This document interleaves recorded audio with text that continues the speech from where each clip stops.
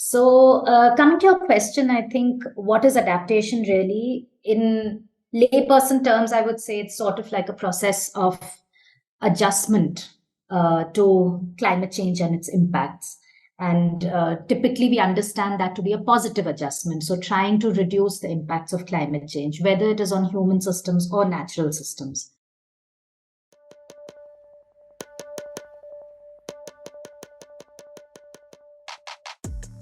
Hi, my name is Chandni Singh. I'm a senior researcher at the Indian Institute for Human Settlements. I'm also a lead author for the IPCC, and you are listening to Understanding the Future podcast.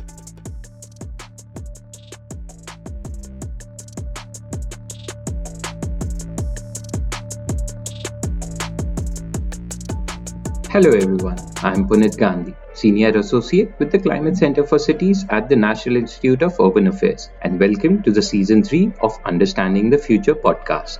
I have been working and studying in the field of sustainability and climate change for more than 8 years, and I have realized that I have a lot of questions on how we can build cities in India that are more climate focused.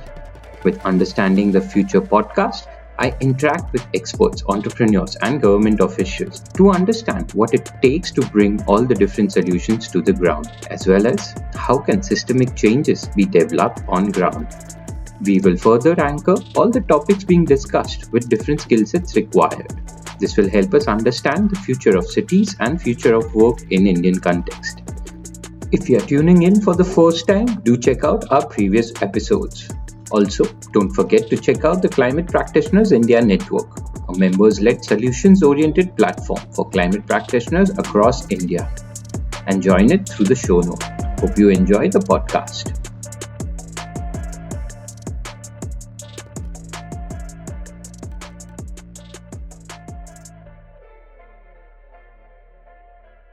Hello, and welcome to Understanding the Future podcast. Today, we have with us Dr. Chandni Singh. She is a senior researcher at the School of Environment and Sustainability at IIHS and a lead author in the IPCC's Working Group 2 on Vulnerability and Adaptation. She will help us understand about the Adaptation Pathways for India. Welcome to the show, Chandni. Thank you so much. Nice to be here. Yeah, and I think it's the one of the most hot topic right now, especially after COP, where adaptation became quite a huge priority, and that is why I wanted to talk to someone who has worked around that as well. Thank you for taking out time. So I think I'll start with the basic question on the lines of what do we mean by adaptation, and scientifically, what risks and impacts are we looking at it when we talk about adaptation? Yeah, I think lots of people, as you rightly said, that adaptation really has come to the fore now, and lots of people talking about it. I think the Paris Agreement in 2015 is really where adaptation came into its own compared to, the focus on mitigation. So coming to your question, I think what is adaptation really? In layperson terms, I would say it's sort of like a process of adjustment to climate change and its impacts. And typically, we understand that to be a positive adjustment. So, trying to reduce the impacts of climate change, whether it is on human systems or natural systems. So, if you were to take an example to explain what adaptation is, I would say things like in human systems, we see farmers who are trying to change their cropping patterns or completely shift to different crops because of changes in rainfall. Or in natural systems like ecosystems. An example of adaptation would be where trees actually in the Himalayas are shifting upwards because of increased temperatures. So the band in which trees can survive is also changing because of warmer summers and warmer winters. So these are examples of adaptation. They can take place in the natural or the human world. And hopefully maybe as we go through our conversation, I can give you a bit more depth into some of these things. The only thing I'd like to just highlight, I think, is that we often, this is one of my pet peeves, that people often confuse adaptation and adaptive capacity. So it's important to understand that adaptive capacity, as the term denotes, is the capacity to adapt. So it's almost like a potential And adaptation, on the other hand, is a process of realizing that potential. And so, unlike mitigation, sometimes we often see an adaptation, it's really a process of change and adjustment. And you cannot say that a person or a household or a system has completely adapted. There is no end point in the sense of climate change is continuing and that change will always happen, whether it's positive or negative. And so adaptation is really a process. And that's where the challenge of adaptation really comes in. There's seemingly no end point to it. Yeah. That does help, because I think I was just discussing with someone over the weekend that it's very easy to quantify mitigation per se, because it's all about numbers and installation, and it's more taken up by businesses as well. But when we talk about adaptation, is there a way in which we can actually, because it's a capacity, first we are talking, as you mentioned, adaptive capacity is one part of it, and then there is adaptation. But how can we quantify it for the larger world that, okay, this is what's happening and this is what needs to be done? And when it's a process, justifying it becomes much more complex. So maybe you can shed some light on that. Yeah, on one hand, of course, you're absolutely correct that mitigation has historically been more easy to quantify. It's more tangible, so more visible. You can report how many solar farms and gigawatts of renewable energy have been generated. And so there's some measure of progress, right? And various countries report that progress very well. So many tons of carbon dioxide have been sequestered, so many trees planted. So in that sense, of course, mitigation it's enviable when I look at it from an adaptation research point of view, that mitigation is at least able to report those quite clearly. But on the adaptation side, I think, yes, we continue to have this issue of this whole idea of not having a clear endpoint or goal, and that's why we're not able to report progress. But I would push back a bit against that to say, if we think of adaptation as pathways, we do know that there are some things and some interventions and solutions that we put into place that nudge us towards positive adaptation. So effective adaptation that actually reduces the risks that people and ecosystems face. And there are some strategies, because of either the strategy itself or actually the way it is implemented, actually moves us towards what negative adaptation, or what we call maladaptation. So from both research and actual implementation, we do actually have a very good sense of what are the things that nudge us upwards and what are the things that make us fall downwards towards maladaptation. And some of the things are actually principles that we have been talking about even in development studies. So things like there should be participation of the most vulnerable communities. There should be adequate monitoring and evaluation processes. You should have institutions that are fit for purpose. So those kinds of ideas, I think, are very clear, I would say, in the adaptation space. So although there is no numerical or quantitative value that you can put on adaptation to say that, we have to adapt. If we are to adapt 100%, we've moved 30% and now moving 40%. I would say still we do have a good sense of where we want to go in adaptation. It's basically, at the end of the day, you want to reduce risks that people and ecosystems face. That is the idea. The problem is that the risk itself is changing all the time. Yeah, and I think absolutely risk is changing drastically, and that's where it was also good to see that loss and damage being brought to the light now, because I think at least the developing countries and underdeveloped countries have had the challenge of quantifying them, but when things are now moving towards developed countries as well, that risk has been now talked about quite extensively. So, considering how COP27 went and now we have a loss and damage fund, how will it help us in moving forward? Yes. So, of course, just maybe to take one step back before the loss and damage finance facility, I would just say that in February, March this year, we launched the IPCC Working Group 2 on impacts, vulnerability, and adaptation. Yeah. This was preceded by the IPCC's Working Group 1 report in October last year, which is called the report which spells out, it's a code red for humanity. So together, these two reports really lay the landscape of the world seeing increasing climate risks and impacts, a world where we are going to see hotter summers, hotter winters, devastating floods and changing rainfall patterns.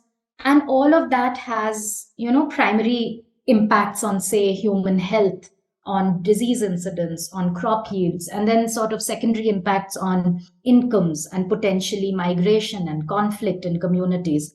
So that's the scientific evidence we have from the risk and impact space.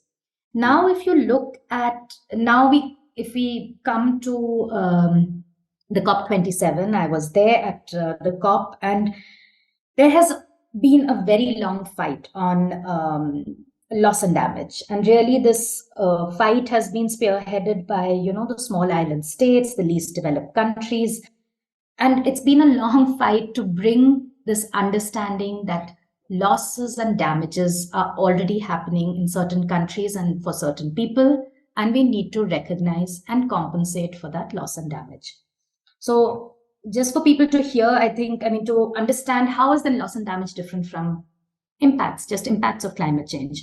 And I would say that the difference really is that, at least in the UN system, the way losses and damages are defined to be different from climate change impacts is that these are impacts beyond adaptation and mitigation. So it's really like after you have put in all your mitigation and adaptation measures, the impacts of climate change that you are feeling are termed as losses and damages. So there's been, I want listeners to appreciate that there's been a long history to this. In 2013, there was the Warsaw International Mechanism on Loss and Damage, which said actually we need to start putting money behind this. Also, assistance and capacity building, technical and financial assistance around understanding and then addressing loss and damage. So it's been a very long journey and long struggle. And what is momentous is that at COP27, finally, there has been this recognition and also then this institution of a loss and damage finance facility. On paper, yes, we should definitely applaud it. It's really great. But in practice, lots of commentators, and we have a lot of extremely people in India also at the forefront of this loss and damage, push for loss and damage, saying that actually we still need to see the money. There's a finance facility. Where's this money going to come from? And hopefully the past polluters really pay for this. So I think that's where we are currently. It's a great step forward, but the actual work still needs to be done. No, absolutely. I absolutely agree that it's a great thing, at least, which has started to, guide us in the right direction now. And hopefully we'll be able to see this money soon enough so that that can be, loss and damage can be taken care of as well for especially small island states as well as underdeveloped countries. And I do like that, okay, this adaptation is one part of it, after which loss and damage needs to be done. Now, if we have to go a bit into detail about that, how can those things be defined for any country state that, okay, this is how much adaptation was done, and post that this kind of loss and damage has happened in this country? Is there a way to quantify that kind of system, or not even quantify, but even understand that kind of system? Because I think quantification might be a bit different over here. Yeah, I think this is really where the cutting edge science is happening. So, of course, there's lots of confusion about what amount of, for example, let's take an example really close to home. 2015 Chennai floods, 2018 Kerala floods. Lots of people rushed to blame this on environmental factors, on climate change, and this is, the moment where climate change becomes visible in our cities. But on the other hand, months after and I think activists and, civil society organizations really had a critical role to play, where they said that, no, it's not only, yes, of course, there was extreme rainfall, but there are also human factors such as just bad urbanization, of course, the way we manage our water resources, and just unplanned built up area, whether it's in the Western Ghats, whether it's in Chennai, on Chennai's wetlands. And so it's a mix of man-made and environmental factors and climatic factors that have caused these floods. So delineating this becomes really difficult. And so how do you now, if you, scale this up to a global scale and where you're seeing floods and fires and droughts, how do countries ask for loss and damage finances when there are multiple things that are driving those losses and damages? And here people have been, why I said cutting edge science is happening, is this whole world of attribution science where people are actually at the heart of it. Just asking the simple question, how would this hazard and disaster have played out if there was no climate change, and if there is, right? So just like almost a what if kind of a question that you ask. And very clearly we see now the answers to some of those. So like the South Asian heat waves that happened earlier this year, they said they were 30% more likely because of climate change. So you've got a sort of 30 times more likely, sorry. So you've got a sort of response from the scientific world saying that there is an amplification of hazards because of climate change. And these hazards we know, and we can quantify the damages that they cause. And that is the line that now is being taken up in the loss and damage community to say that if these hazards are caused by climate change, human-induced climate change, then we need compensation for that. So it's multiple lines of evidence being built up to make this argument.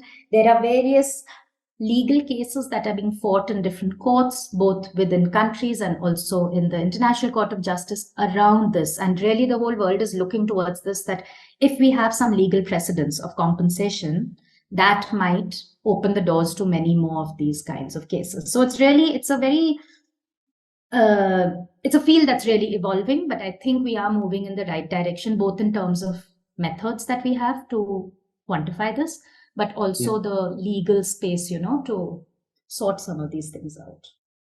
That's pretty interesting, and I think it's good to see that scientifically we are moving this forward. But if you can also bring up some examples or case studies which, while you have showcased it for Chennai, any solutions across the world that are being used right now to think about how do we bring better resilience in urban as well as rural sector, and how can we then shift from this adaptation to maybe help the audience understand loss and damage across other sectors in this case scenario. That'll be pretty interesting. Yeah, so I think if we think about, and I personally like to speak more about, of course, vulnerability, but then also adaptation solutions. Like, let's think about where we are in the solution space. So if I turn back to the IPCC Working Group 2 report, we find overall, like this is a global finding, that there is progress in adaptation planning and implementation. So all the countries of the world now report some level of adaptation planning or implementation. So that's a great first step, I would say. And that's really a direct outcome of both increasing risk, but also the Paris Agreement and the push for climate action. So that's great. But the problem is that a lot of that adaptation is still what we call in planning stages. So you'll do a vulnerability assessment. You will, sensitize your government departments around climate change, but less happening on implementation. It's growing, but it's still less than what is required. And the other big trend that we see is that lots of actions are actually focused on single hazards. So you'll have a flood resilience plan, you'll have a heat action plan, and not really looking at hazards systemically. One of the big findings that we had mentioned is this whole idea of the fact that hazards are compounding. So they come together. So you don't only have a heat wave, you will have heat and forest fires and drought. So multiple things compounding. And the other idea that they have cascading impacts. So a heat wave doesn't only affect human health, it will also have secondary impacts on crop yields, which leads to impacts on incomes and mortality, morbidity. So it's really a cascade of impacts that one particular hazard will, sort of let loose. So these things are not currently being considered adequately in our adaptation actions. Now to maybe just give you, as you said, like some examples really from, I'll take the examples from India because I'm just assuming most of the listeners are from India. So we had analyzed about 2 years ago now urban adaptation actions across all the cities in India that have a population of more than 1 million people. So these were, I think, around 53 cities have a population of more than 1 million. From those, 27 cities clearly demonstrated some kind of climate action, whether it's mitigation or adaptation. And what we saw that these cities, of course, so that's a good step. That's more than 50%. So we're already seeing some amount of recognition. And cities, of course, as we know in India, are couched in state action plans on climate change. So all states have their action plans, but actually this was evidence of cities taking a leadership really in adapting and mitigating. Now, what we saw is, of course, most cities actually do mention that they are exposed to multiple hazards. So extreme temperature, drought, floods, these were the ones that were mostly reported, and less reported were things like sea level rise and cyclones, interestingly. But so there's a good understanding from cities that multiple things are causing climate impacts. They're reporting that. But then when we went into the actual adaptation actions that are being taken place, so for example, providing early warnings on heat, having a sophisticated flood management system, or preserving green cover in the city, ensuring that the wetlands in the city are being managed sustainably. These kinds of adaptation options and solutions were there, but they again tend to focus on single hazard. So that realization of compounding hazard is there in the risk side, but it doesn't move into the solution side, it's a gap, and I think it can be filled, but it remains a gap, at least from our study. The second big thing we found is that there's a lot of emphasis on capacity building. Around 85% of all the plans that we assessed in these cities spoke about capacity building. Also, 75% spoke about having some kind of policy or plan that they are building capacity around, like they have some mechanisms for planning that long term. But if you look at the other things that need to make these plans successful, for example, finances, only 37% of these cities spoke about any kind of financing mechanisms. Only 44 or 45% spoke about, like engaging citizens for behavior change. So I think there are some gaps that we were able to identify, and really that's, to me, the next step of what cities have to do to adapt. And just finally, maybe I'll just say a bit on, because I've spoken so much about cities, I'd like to say that actually adaptation in India is predominantly rural. That is not by accident. It is very purposeful, and rightly so, because despite the reducing percentage of GDP that villages and the rural economy, contributes to India's GDP, I think it's now around 25 to 27%, but around 55% of our population is still dependent on agriculture and allied sectors for their incomes. So there has really, from 2008, when we had our National Action Plan on Climate Change, there's been a very strong focus on building resilience in rural areas. And that has usually tended to focus on sectors like agriculture, sustainable water use, and of course, allied sectors like livestock and horticulture and all that. And I have done work in the past that has shown that actually some of our public policies that are not at all climate related. So, for example, NREGA, which is a rural employment guarantee scheme, or other watershed development schemes, or even schemes around women empowerment, they actually have a lot of co-benefits for adaptation and reducing climate risk. So there is, I would say, actually a lot of positive examples of adaptation in rural areas.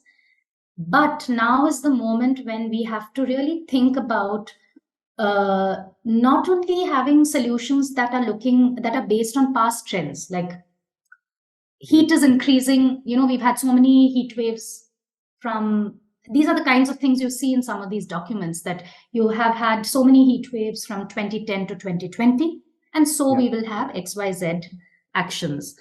The need now really is to look at future projections of, for example, again, heat. We know very clearly that wet bulb temperatures are going to go up. So that's humid heat is going to increase. How are our systems really thinking of that? So it's really now looking, some of these solutions that are there currently, both in rural and urban spaces, are sort of reactive and look back at trends. I would say that now we need to look at future projections and how we need to adapt to that. Very difficult, the reality of climate change in the future, which is going to be much more taxing than what it is currently.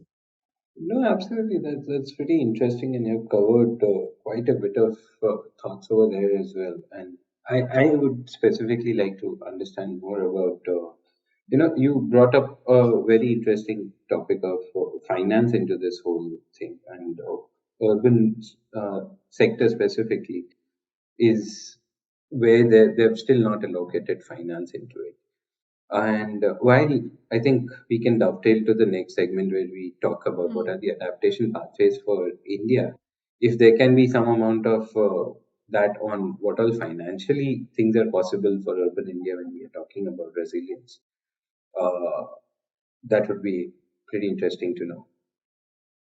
Yeah. All right. Yeah. So definitely, I think repeatedly this comes up that finance for adaptation or climate action, I would say, especially in cities, is one of the key barriers, right, to climate action. And it's not, so there are a couple of things I'd like to unpack that. So there's one, of course, the fact that a lot of, at least in the Indian system, right, the way cities are governed and managed, they're so embedded in states that they have very little autonomy in terms of the finances they can access, and then the budgets that they have for climate action. So there is that challenge exists. To sort of deal with that challenge, what many cities and even international actors have gone to the route of having sectoral policies or projects, I would say, sectoral projects that the partnership will be between the city government and an international donor and perhaps a local implementing agency. It's a smart way to subvert this issue of cities not having enough budgets and finances. But what it leads us to is you are dependent on projects coming in. And these projects often come in 3-year, 5-year cycles, and then there's very little learning from project to project. So that almost institutional amnesia, right? You just don't learn from one project to another, I think is almost doing us a disservice, where you have these flood resilience programs. They'll happen for 3 years, then they stop, and then they start for another 5 years. So there needs to be, of course, the state is doing a lot, but this drip of funds, right? It's very unsteady, and that leads to a lot of issues around human resources that you can have in the city government to actually implement some of these projects. So I think that is one thing. The second thing related to this is there's also low flexibility in the kind of funding that comes. A lot of funding comes with a lot of riders that the funders will, of course, have, and what kinds of implementation actions you can take place. For example, and this is slightly removed from climate adaptation, but lots of lessons from the disaster management space, where the big multilateral and bilaterally funded projects come with a focus on built infrastructure, the whole idea of building back better after disasters. And so what gets prioritized? It's things like roads, schools, houses. And while all of that is extremely important, say after a cyclone in coastal Orissa or Tamil Nadu, it takes away from other interventions that are equally important, but maybe not as visible. So things like building livelihoods, ensuring that villages and cities retain their green spaces. After a cyclone, for example, the trees are absolutely devastated. There is no extra money spent really on that, because that takes a much longer time and beyond these project cycles. So I think there are lessons from the DRR space that we need to take for adaptation to see how these external finance really comes with its own riders, and that to me, and so also, then the agenda setting for adaptation is happening somewhere else and not within the cities and not with the local communities, which is a challenge. So that's my I think, and that's again, finance is one space that we are really seeing a lot of there's a lot of concern about inadequate finance, poorly fit finance, and then this whole issue of who decides what to do with that finance. Yeah. True. No, I absolutely understand, and I absolutely know that challenge, because we have been dwelling into that challenge as well as we move forward. It's very interesting to see how we are going to solve it. But I think coming to one of the last questions is on the lines of, I think this is a vast field.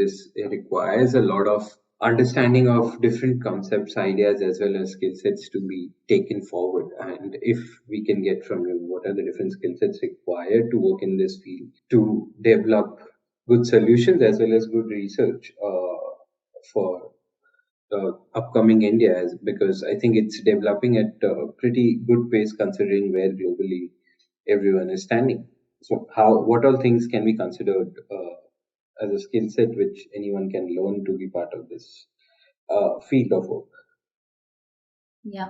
So I think we are now living in this era of, many people calling it, right, these polycrises, multiple crises simultaneously occurring. We've had the pandemic, climate change and climate breakdown, biodiversity erosion and collapse. And so we are living in this period of deep change. And I think the kinds of skills we need to bring to find or even imagine solutions and futures from this world, this present day that we are in, they have to be, first of all, interdisciplinary. And of course, everyone's talking about interdisciplinary, but also very rooted in certain disciplines. So if adaptation finance and climate finance is something that calls to a person, I would say disciplines like economics have to really anchor it, but then, of course, be very interdisciplinary in trying to understand other ways of valuation, for example, thinking of human well-being and quality of life, and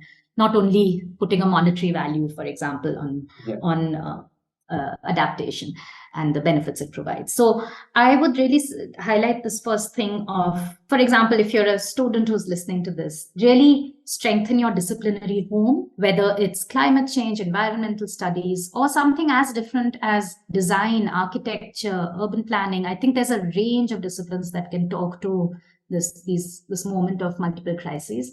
And then really think about how you can branch out from your discipline to bring in a more interdisciplinary outlook. That's the first thing.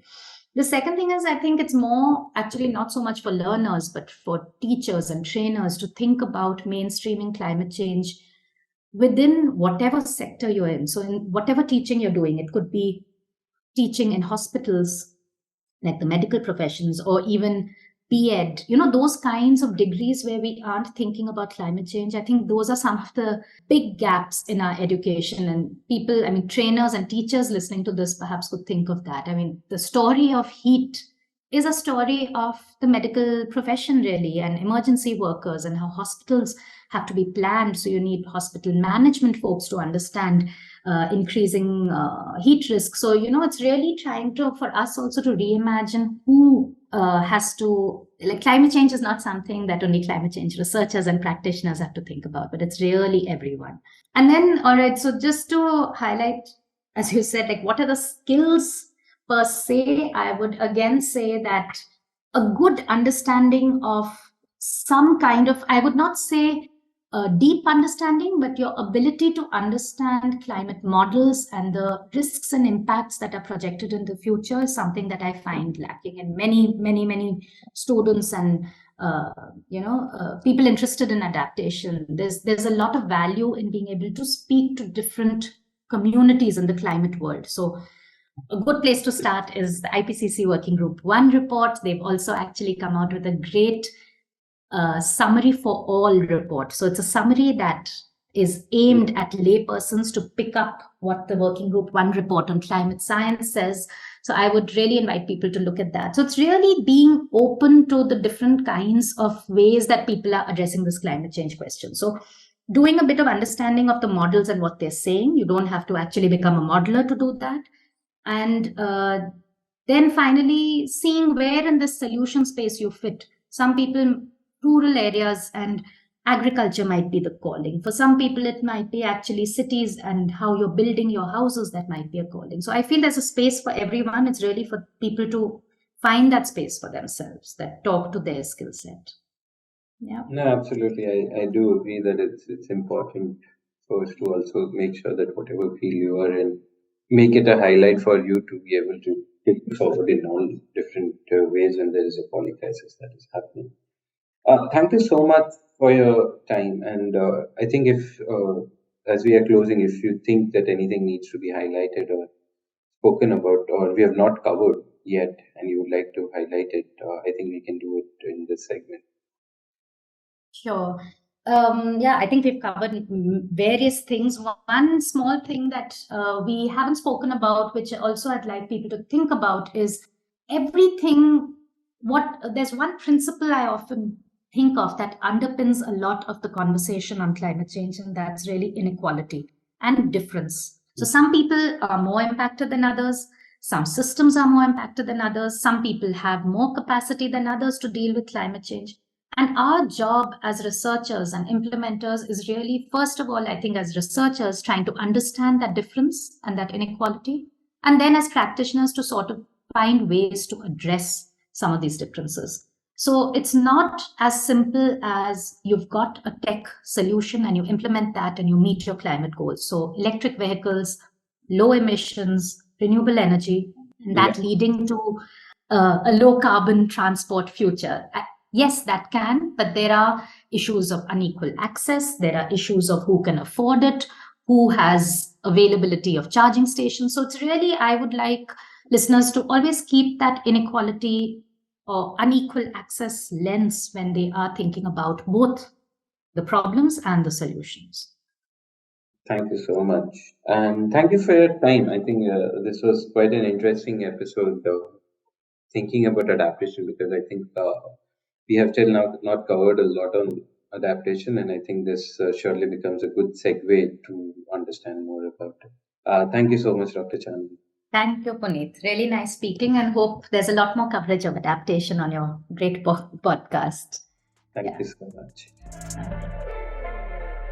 Thank you for tuning into the podcast. Do subscribe to the podcast on your favorite platform and follow us on all social media channels. For more details about the Climate Center for Cities and registration on Climate Practitioners India Network, click on the link in the show notes. The episode is conceptualized and produced by Puneet Gandhi. A big thank you to the whole team at C-Cube and NIUA for supporting the development of the podcast. Stay tuned for the next episode.